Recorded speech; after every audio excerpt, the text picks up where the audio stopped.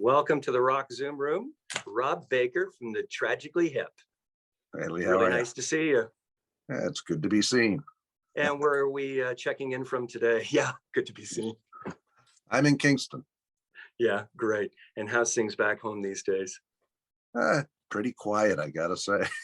Yeah, yeah. Doing some Uh, interviews, but I'm in my painting studio here.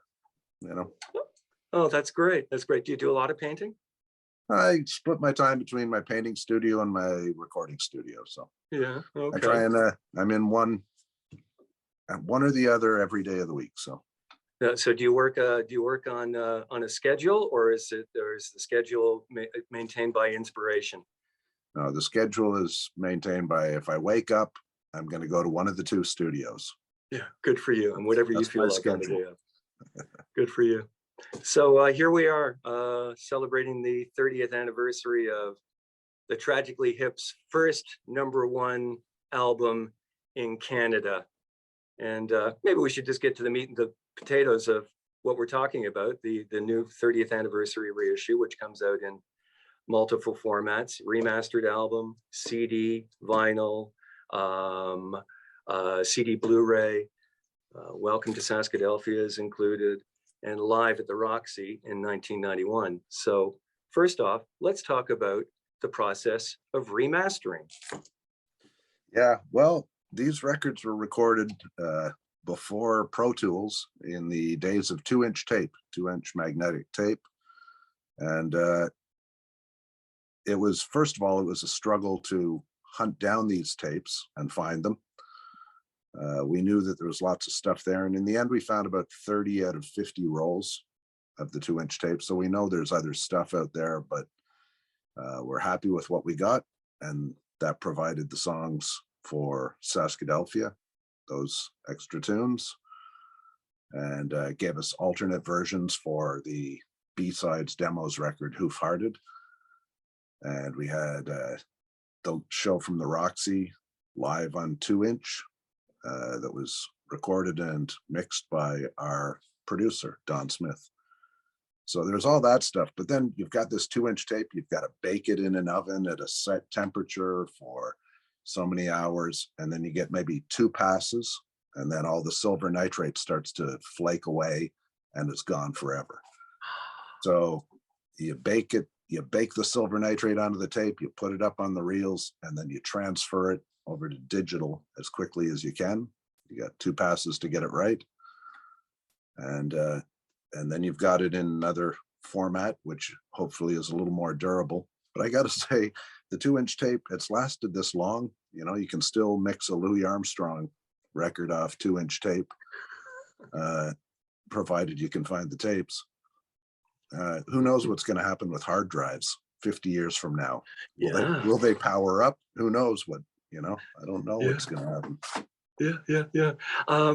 Yeah, that must have been really stressful. I mean, no, oh no, you know, to hear somebody say, oh no, in the middle of something like that would be just like, Yeah, that was good. Can we do it again? No, you don't want to hear that. You got to get it right the first time. But Johnny was there and oversaw that, Johnny, our drummer, and he said it was basically like a hockey stick mix. You just push all the faders up so that everything's transferring. And he said even that completely unmixed and everything in. He said it sounded like you were sitting in the room with the band recording. wow. So yeah, it was exciting, kind of nerve-wracking, but an exciting process. And then to get the songs back as they popped up, as they sort of identified, okay, well, there's that one that we knew was on one of those rolls of tape. We started pulling songs, and they were way better than we remembered. We thought, you know, I remember it being okay, but the recordings were really good, we thought. So Yeah, well, the one thing we decided we had to share it. So yeah, that's great. Well, you know, the thing that really struck me when Saskadelphia came out last spring was how good those songs were, and why they weren't just put aside for the next album or had not come out between now and then. The fact that they got lost just kind of surprised me, especially songs of that quality. yeah, we were never ones for going back and you know, we always tried to keep pushing forward. So the Mhm. new songs had a tendency to push the old songs off. And while we had written songs like, for 6 months or 8 months, we'd open shows with the song Crack My Spine Like a Whip. There's a Misty Moon performance that Much Music aired all those years ago. And we opened the show with Crack My Spine. But when we were in New Orleans, we wrote Little Bones. It was like, oh, they're both really up-tempo, fast songs. And how many of those do you want to have on a record? We wanted to create like a full listening experience, a broad, diverse listening experience, as broad as we could, I guess. uh, so you don't want to have too many songs that are at one tempo, or, in the case of a song like Ouch, the song Twist My Arm kind of stepped up in the studio. And I think Ouch was the one that we were all hot on, but Twist My Arm stepped up and became something more. And we thought, well, we don't really want to have two of these kind of funky rockers, because then people think we're trying to be the Chili Peppers or something. Mhm. So you make a choice. And Don Smith was at the helm, and he said we should go with this one and leave those two. Sometimes the big trees leave the little trees in the shadow. You Yep. mentioned New Orleans there, and I was just thinking today, I've got a buddy of mine who's on a road trip down in the U.S., and he's been in New Orleans he's been in there for the last 3 or 4 days, and he's posting a lot of really cool pictures on social media. I've never been to New Orleans. I was supposed to go once, but that's another story. So it's still on my bucket list. But some of the stuff he was posting wasn't the stuff of tourist streets and alleys. It was more of the darker, more seamier side of New Orleans, which struck me that New Orleans is this dichotomy of happiness and celebration and darkness at the same time. And I wondered if that kind of informed the flavor of road apples. It did.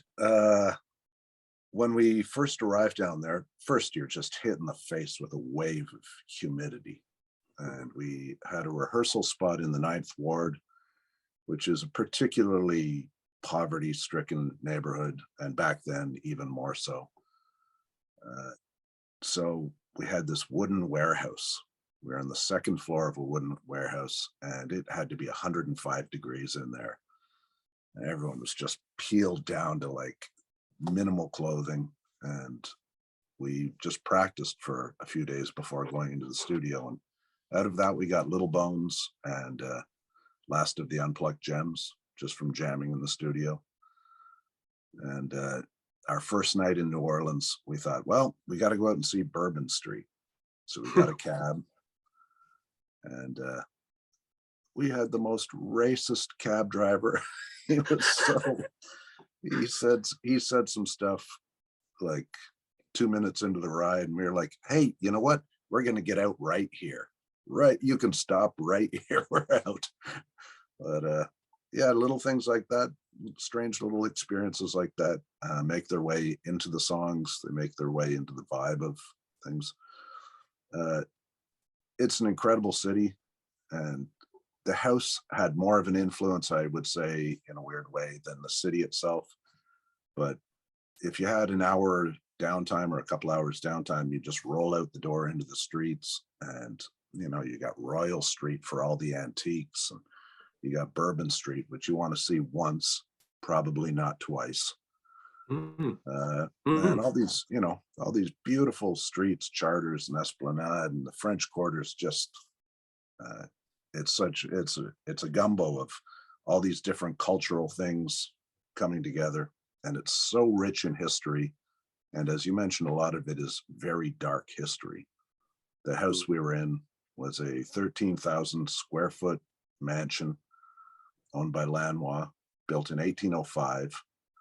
And it was 3 stories, but on the back where the slaves lived, it was 5 stories. And the slave quarters where they would sleep, you couldn't even stand up.